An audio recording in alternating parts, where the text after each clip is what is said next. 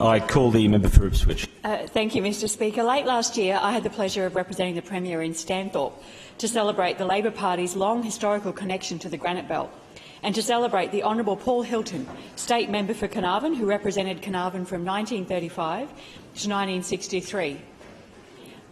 Not many of you may know of Paul Hilton, but it's well worth reflecting on his contribution to Queensland. As a Labor Member of Parliament, Paul Hilton focused on the needs of people who lived in the regions, fighting for both farmers and workers alike.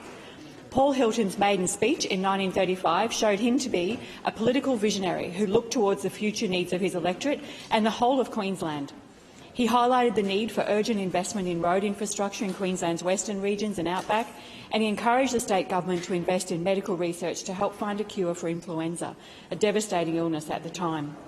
Paul Hilton also used his maiden speech to implore local government authorities to apply for state government loans and subsidies to help carry out local works which would help provide jobs to unemployed people in country areas hit hard by the Great Depression.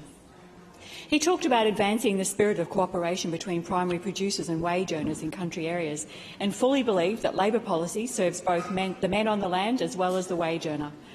Later in his career as Secretary for Public Works and Housing, Paul Hilton secured prefabricated housing from overseas to overcome a housing shortage gripping Queensland after the war, and he also secured prefab classrooms for Queensland schools. He truly was a visionary.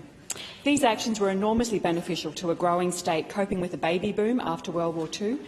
Paul Hilton also supported the Queensland Labor government's free public hospital system, making Queensland the first Australian state to provide free public hospital treatment to anyone.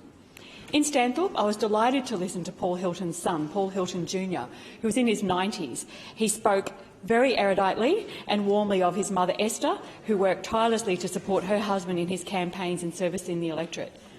An outback electorate in 1930s Queensland would have been a daunting place, with dirt roads, limited transport and long distances making contact with constituents extremely difficult. But this did not deter Esther, travelling the dirt roads by foot, getting to know every constituent and helping them out with electoral matters, as well as ensuring the sick and infirm were issued postal votes at election time. Paul Hilton rightfully deserves an esteemed place in Queensland history, and he reminds us that it's in Labor's DNA to work for all Queenslanders, whether they live in the inner city, the outer suburbs, in regional and rural areas or the outback. Once again, it was a great honour to participate in celebrating Paul Hilton's legacy in Stanthorpe, and I wish to thank Helen Gibson from the Stanthorpe Wallangarra ALP branch for helping organise the event, and Paul Hilton's family, who also attended, his son Paul Jr., his daughter Margaret, grandchildren Jane Webster, Mary Hilton, Nick Hilton and Genevieve Gibson. Thank you. I call the member for Theodore. Thank you, Mr Speaker.